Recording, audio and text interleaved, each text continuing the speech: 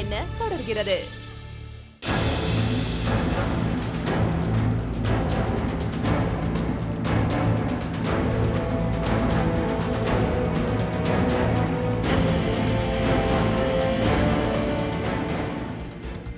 கொலை நடந்த இடத்தில் கிடைத்த தடயங்கள் துல்லியமாக ரவிதான் கொலையாளி என்பதை அடையாளம் காட்ட பொறியில் சிக்கினார் ரவி.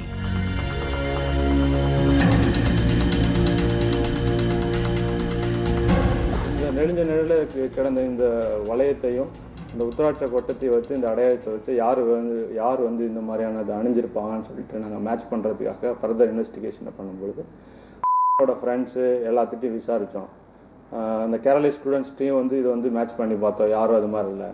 எல்லாமே வந்து மேக்ஸிமம் எல்லாம் வந்து கிறிஸ்டியன்ஸாக இருந்தாங்க.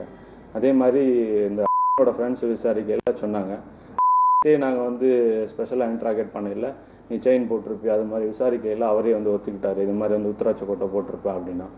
ஸோ இந்த இதெல்லாம் வச்சு பார்க்கையில் கரெக்டாக மேட்ச் ஆயிடுச்சு.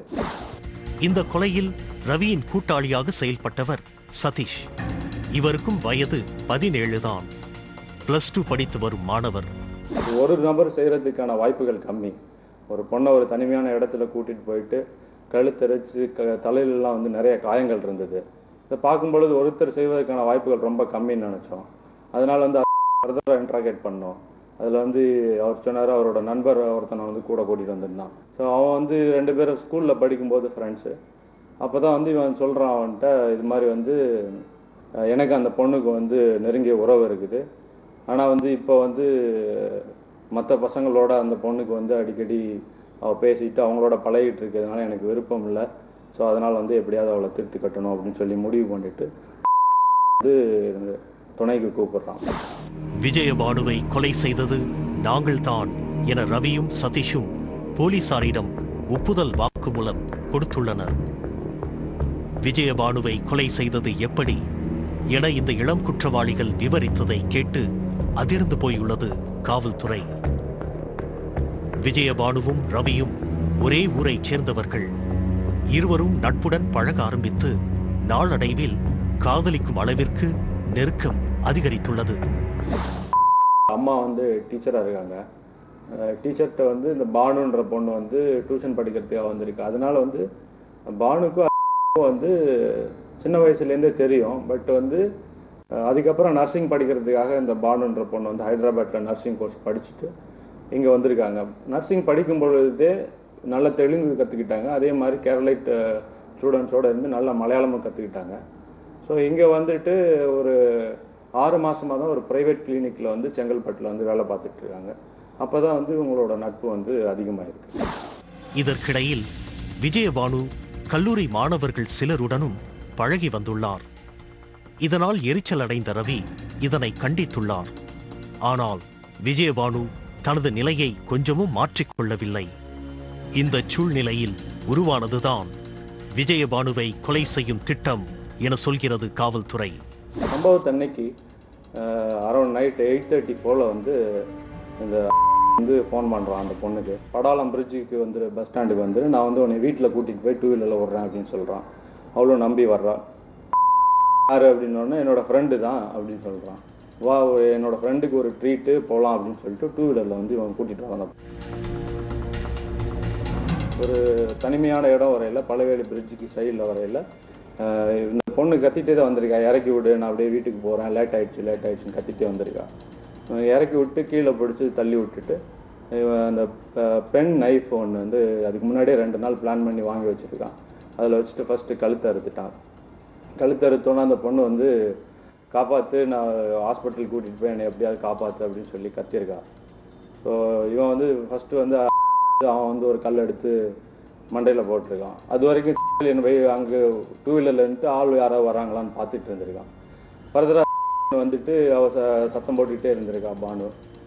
இப்படியே விட்டுருந்தா யாராவது காப்பாற்றிடுவா அப்படின்னு சொல்லிட்டு அவனும் பக்கத்தில் இருந்த கல்லை ஒன்று எடுத்து அவன் மண்டையில் போட்டு எஸ்கேப் ஆயிடுறாங்க. ரவி, சதீஷ் இருவரும் 17 வயதேயான இளம் குற்றவாளிகள் என்பதால் சிறுவர் சீர்திருத்த பள்ளிக்கு அனுப்பி வைக்கப்பட்டுள்ளனர். இவர்கள் குடும்பத்தினரோ தங்கள் பிள்ளைகளுக்கு இந்த கொலையில் தொடர்பு இருக்காது என சொல்வதோடு கேமரா முன்பாக தங்கள் கருத்தை தெரிவிக்கவும் மறுத்துவிட்டனர். அவங்க இங்கே வந்து ஒரு 1.5 வருஷம் அது கொடுத்துன்னு வந்தீங்க சொந்த வீடு வாங்கி, இது வரையும் அந்த பையனும் நம்மக்கிட்ட பேச கொள்ள எதுவும் அந்த மாதிரி இருக்காது. இதேபோல் மகளை இழந்த சோகத்தில் இருக்கும் நாகவள்ளியோ தன் மகள் காதலித்தாள், கல்லூரி மாணவர்களுடன் பழகி வந்தாள் என்பதையெல்லாம் அடியோடு மறுக்கிறார். அவளுக்கு காதலோ இல்லை பழக்கம் வழக்கம் எதுவுமே கிடையாதுங்க. அநியாயமாக பேசுகிறாங்க. அது ஒரு அமைதியான பொண்ணு. ஆனால் வெகிலியாக பேசுவாள். வெகிலியான எல்லாருக்கிட்டையும் அன்பாக பேசுவாள். அந்த வெகிலி அன்பு பழகினதுனால இவ்வளோ பிரச்சனை. சம்பளம் வந்து 3500 ரூபாய் இருக்கு பாருங்க. இதை அப்படியே கிட்ட கொடுத்து ஜாப் பண்ணி தசமாக எடுத்து வைக்கணும்னு சொல்லிட்டு அப்படியே வச்சுட்டு அவன் வாயின் வந்து இதில் வச்சுட்டு போனாங்க. அன்றைக்கி வேலைக்கிழமை வெள்ளிக்கிழமை காலையில் வேலைக்கு போகணும். அவள் உல்லாசமாக சுற்றுறான்னு சொல்கிறதுல போயிங்க. கடந்த ஒரு வருஷத்தில் நடந்த கொலை சம்பவங்களை எல்லாம் எடுத்து பார்த்தோம்னா அதில் காதல் அப்படிங்கிற ஒரு விஷயம் முக்கியமான இடத்துல இருக்குது. அதை விட வருத்தம் அளிக்கக்கூடிய ஒரு விஷயம் என்னென்னா, அதில் இருக்கக்கூடிய ஏஜ் ஃபேக்டர். 20 வயதுக்கு குறைவானவர்கள்லாம் இந்த கொலை சம்பவத்தில் ஈடுபட்டிருக்காங்க அப்படிங்கிறது தான். இது எப்போதுமே நடக்கக்கூடிய ஒரு விஷயம் தானே, காதல் தொடர்பாக கொலைகள் நடப்பது அப்படின்னாலும் கூட சமீபத்திய சம்பவங்களை கவனிக்கிறப்போ கொஞ்சம் கவலை அளிப்பதாக தான் அது தெரியுது. முதல் விஷயம் பார்த்தீங்கன்னா, ஒரு 10 வயசு பையன் ஒரு பூனையினுடைய கண்களை எல்லாம் தோண்டி எடுத்து அதை கொடூரமாக கொலை செய்தான் அப்படிங்கிற செய்தி. அதே மாதிரி வீட்டில் செலவுக்கு பணம் கொடுக்கல அப்படிங்கிறதுனால ஒரு 12 வயசு பையன் கூட இருக்கக்கூடிய பையனிடமிருந்து நகைகளை திருடி விட்டு அந்த பையனை கொன்னுட்டான் அப்படிங்கிற தகவல். அதே மாதிரி பணக்கார வீட்டு பிள்ளைகள் பாக்கெட் மணிக்காக பைக்கை திருடுறது, செயின் அறுக்கிறதுன்னு வயதுக்கு மீறிய விஷயங்கள் இந்த தலைமுறையிலிருந்து வெளிப்படுவது கவலை அளிக்கும் விஷயம்.